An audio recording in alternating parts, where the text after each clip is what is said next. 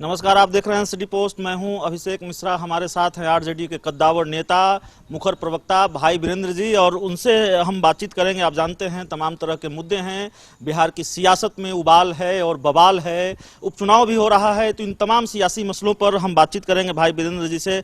Sir, city post में आपका स्वागत है। और सवाल, इंटरव्यू की शुरुआत बिहार उपचुनाव से आरजेडी की क्या तैयारी है, क्या अपेक्षाएं हैं इस चुनाव से? देखिए, सबसे बड़ी चीज है कि जो उपचुनाव हो रहे हैं और हम लोग पुख्ता इंतजाम अपना किए हुए हैं महागठबंधन का, और हम लोग लिस्ट जारी कर दिया है किस जिले का, जिस जिले में चुनाव हो रहे हैं उस जिले में कौन प्रभारी बनेंगे, हमारी पार्टी ने तय कर दिया है। और 40 स्टार प्रचारकों को नियुक्त किया है पार्टी की तरफ से आरजेडी ने, और सबको जिम्मेवारी दी गई है कि कहाँ कहाँ जाना। स्टार प्रचारक को तो सभी जगह जाना है और हमारा प्रदर्शन अच्छा रहेगा। और लोग चाह रहे हैं, और इस बार माननीय मुख्यमंत्री जी का चेहरा उजागर हो गया है। पटना डूब गया, पूरे बिहार में कहीं भी जो बाढ़ आई है वहाँ कुछ नहीं कर पाए हैं, और इनका सारा चीज उजागर हो गया है कि ये पैसे खाने वाले लोग हैं और एस्टीमेट घोटाला करने वाले लोग हैं, और इनके राज में हर कोई आदमी अपने आप को असुरक्षित महसूस कर रहा है। हर आदमी, इनके राज्य में बलात्कार की घटना बढ़ी है, हत्या की राजनीति घटना बढ़ी है, लूट की घटना बढ़ी है, और यहाँ शासन नाम का कोई चीज नहीं है। इसलिए जनता इस बार तय करेगी और निश्चित रूप से इनके खिलाफ में, सरकार के खिलाफ में वोट करेगी जनता। 2019 का लोकसभा चुनाव हाल में समाप्त हुआ है और अब प्रत्याशित सफलता मिली एनडीए को। जाहिर है आरजेडी को उपचुनाव से काफी अपेक्षाएं होंगी, लेकिन सवाल यह है कि क्या बदल गया 2019 से अब तक कि आरजेडी को ये लगता है कि उपचुनाव में हम बाजी मार ले जाएंगे? नहीं, पिछले आप इतिहास देखिए उपचुनाव का, उसमें हमारी जीत हुई है, और इस बार भी हमें लगता है कि हमारा एक भी सीट नहीं है, लेकिन फिर भी हम चुनाव जीतेंगे। 5 जो सीट हो रहे हैं उसमें हमारी जीत पक्की है। सर, आपने बिहार के बाढ़ की बात की, पटना के जल जमाव की बात की, परसेप्शन पर बात करेंगे। सियासत में परसेप्शन बड़ा इंपॉर्टेंट होता है। तेजस्वी यादव जी को लेकर एक परसेप्शन है कि वो नहीं दिखे, चमकी आरोप है, सियासी जो दुश्मन हैं आरजेडी के उनका आरोप भी है कि तेजस्वी यादव चमकी बुखार से जब बच्चे मर रहे थे तो वो नहीं दिखे। बाढ़ से जब जलमग्न था, जल जमाव से जलमग्न था पटना, तो तेजस्वी यादव नहीं दिखे। इसको कैसे डिफेंड करेंगे, या इस पर असल में है क्या कि आरजेडी अपने स्तर से, आप सबको पता है कि आदरणीय लालू प्रसाद यादव जी की अनुपस्थिति में हर व्यक्ति आरजेडी का अपने आप को लालू यादव समझता है। उसी तरह तेजस्वी प्रसाद यादव की अनुपस्थिति में भी हम लोगों ने जिस तरह से आरजेडी ने काम किया है पूरे बाढ़ इलाका में, शहर में, तो इसलिए ये टीन का चश्मा लगाने वाले जो लोग हैं उनकी ये राय हो सकती है। टीन की चश्मा उठाकर अलग हटा कर देखेंगे तो पता चलेगा कि शुरुआत तेजस्वी प्रसाद यादव ने ही बाढ़ में शुरुआत किया था, और पानी में चलकर, कमर भर पानी में चलकर लोगों का हालचाल लेने का काम किया था, और हमारी पार्टी ने हर जगह, हर मोहल्ले में काम किया है। एक और दूसरा परसेप्शन है, दूसरा परसेप्शन यह है सर कि बाढ़ को लेकर आरजेडी हमलावर रही है, लेकिन परसेप्शन ये बना है कि सीएम नीतीश कुमार पर हमलावर रही है, सरकार पर भी हमलावर रही है, लेकिन बीजेपी पर हमला कमजोर रहा है आरजेडी का। तो कहीं कोई नजदीकी है? ये बिल्कुल आम कोई सियासत नहीं है, और जो सियासत करने वाले लोग हैं इसी तरह का आरोप लगाते हैं। माननीय मुख्यमंत्री जी नीतीश कुमार जी हैं, जदयू के वो नेता हैं। अगर हम उन पर आरोप लगाते हैं, सरकार पर आरोप लगाते हैं, तो कहाँ जाता है कि एक दल पर चला गया? ये तो एनडीए पर सारा आरोप है। इसलिए इनके राज में आप देखे हैं कि पटना डूब रहा था, और इनके चहेते IAS IPS जो हैं ये मन मुताबिक पोस्टिंग कराते हैं और पटना में ही जमे रहते हैं। उसके उदाहरण स्वरूप हैं आनंद किशोर जी, एक बार कमिश्नर पटना के थे, फिर दोबारा ये कमिश्नर पटना के अभी हैं, और कई विभागों के चार्ज में हैं, और नाटक करने के लिए गाड़ियों को रुकवा कर, और सीट बेल्ट नहीं लगाया है, हेलमेट नहीं पहना है तो ये नियम नहीं है, वो नियम नहीं है। हम पूछना चाहते हैं कि बाढ़ आया था, पटना डूब रहा था, तो आनंद किशोर कहाँ गए थे? पैसा जमा करने कहीं गए थे? ये आनंद किशोर ये माननीय मुख्यमंत्री के माने नाक के बाल हैं।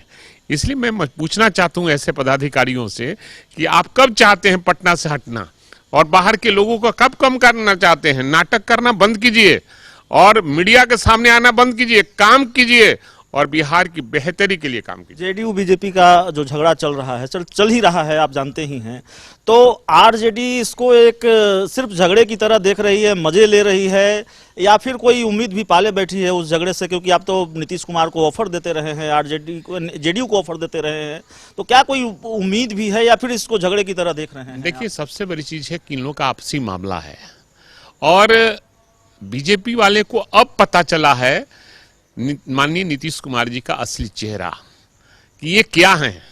एस्टीमेट घोटाला करने वाले हैं, बलात्कारी लोगों की मदद करने वाले लोग हैं, जो हत्यारा है उसका मदद करने वाले लोग हैं, और ये जो बाढ़ में डूब गया, ऐसे पदाधिकारी, इनके चहेते जो पदाधिकारी हैं, जिसको नाक का बाल कहा जाता है, वैसे पदाधिकारियों को जो लुटेरे हैं वो सब पटना में और आसपास जिला में पकड़े हुए हैं। जो लुटेरा और अपराधियों को साथ देने वाला पदाधिकारी है, अगर वो इस राज्य में है तो उसका सबसे श्रेय जाता है माननीय मुख्यमंत्री को, और उसी के चलते अपराध नहीं रुक रहा है, भ्रष्टाचार पर अंकुश नहीं लगाया जा रहा है। इसलिए इन पर कोई अगर हम लोग आरोप और लगाते रहे हैं तो गलत आरोप। लंबा राजनीतिक अनुभव रहा है सर आपका, आपने इस तरह के झगड़े काफी देखे होंगे और देखे भी हैं, और लगातार इस तरह का उतार चढ़ाव देखा है। सियासत में दलों के झगड़े देखे हैं, गठबंधन को बनते देखा है, गठबंधन को टूटते देखा है। जो झगड़ा चल रहा है जेडीयू बीजेपी का, उसमें आगे बिहार की जो आने वाली सियासी तस्वीर है 2020 के बिहार विधानसभा चुनाव से पहले, उस तस्वीर को किस तरीके से देखते हैं, क्या होने जा रहा है? अगर आपके राजनीतिक अनुभव के आधार पर हम आपसे देखिए, सबसे बड़ी चीज है कि इंतजार कीजिए। हर चीज का इंतजार करना तो ज्यादा मुफीद होगा, और इंतजार कीजिए, देखते रहिए क्या क्या होता है, क्योंकि असली उजागर हो गया है और बिहार की जनता भी माननीय मुख्यमंत्री को दोबारा मुख्यमंत्री नहीं चाहती है। इसलिए नहीं चाहती है कि ये तो मैंने गिनवा दिया, बलात्कार, लूट, हत्या, अपहरण और बाढ़ में त्रस्त लोग, कहीं कोई मदद नहीं मिली, केवल कागजों पर इनका काम चल रहा है, एस्टीमेट घोटाले हो रहे हैं, भ्रष्टाचार चरम सीमा पर है। और माननीय मुख्यमंत्री जी अगर इस बार किसी तरह अगर सरकार में आ जाते हैं तो बिहार का राजधानी पटना बोला जाता है, ये पटना नहीं होकर ये बिहार शरीफ और नालंदा हो जाएगा राजधानी। इसलिए लोग इस बार तैयार है, जनता तैयार है कि किसी की भी सरकार बने, लेकिन हम मुख्यमंत्री नीतीश कुमार को नहीं बनने देंगे। अंतिम सवाल है सर आपसे, आपने कहा कि किसी की भी सरकार बने, जाहिर है आरजेडी को भी उम्मीद होगी कि हमारी सरकार बने या बनेगी। सवाल यह है सर कि उपचुनाव को लेकर महागठबंधन बिखरता हुआ नजर आ रहा है, बिखर गया है। हम उन बयानों के हवाले से ये बात कर रहे हैं, आपके सहयोगियों के कई बयान सामने आए हैं जब आरजेडी ने अपने उम्मीदवार उतार दिए। 2020 के बिहार विधानसभा चुनाव से पहले उस कुनबे को समेटना कितना आसान होगा? आरजेडी सबसे बड़ी पार्टी है उसमें, महागठबंधन में। आपको बताते चले कि महागठबंधन अटूट है, और जहां समाजवादी जो लोग होते हैं और एकत्रित होते हैं तो थोड़ा बहुत ऊंच नीच होते रहता है। इसलिए समाजवादियों का इतिहास देखा जाए शुरू से ही आज तक, आज़ादी के पहले, आज़ादी के बाद और आज़ादी के बाद, अभी फिलहाल, इसलिए ऐसी बात नहीं है।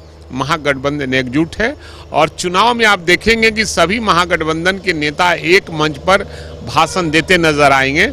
आप देखते रहिए। नेतृत्व का सवाल अभी, नेतृत्व का कोई सवाल ही नहीं, सवाल है तेजस्वी प्रसाद यादव के नेतृत्व में चुनाव होगा और हमारी सरकार बनेगी महागठबंधन की। तेजस्वी प्रसाद यादव अगला मुख्यमंत्री होंगे। तो थैंक यू सर हमसे बातचीत करने के लिए। तो हमारे साथ भाई वीरेंद्र जी थे, मुखर प्रवक्ता हैं आरजेडी के, कद्दावर नेता हैं, और सियासत के तमाम मसलों पर हमने बातचीत की। हमने बिहार के उपचुनाव पर बातचीत की, और तमाम जो झगड़े सामने आ रहे हैं जेडीयू बीजेपी को, उस पर बातचीत की, और बिहार में आने वाली बिहार की सियासी तस्वीर क्या होगी उस पर बातचीत की।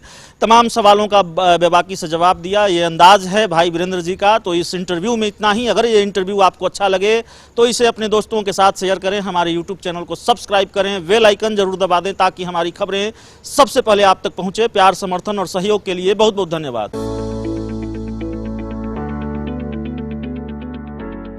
चलो चलते हैं, पर कहाँ? एक सरप्राइज है आपके लिए, थोड़ा सा वेट करो बट चलो। Oh really? Yes. I like surprises, but make sure कि सरप्राइज अच्छा होना चाहिए। डोंट वरी डियर, ये बेस्ट सरप्राइज होगा अभी तक पापा का। मुझे भी सरप्राइज चाहिए। हाँ बेटा, ये सरप्राइज आपके लिए भी है, चलो। Wave Beats Music.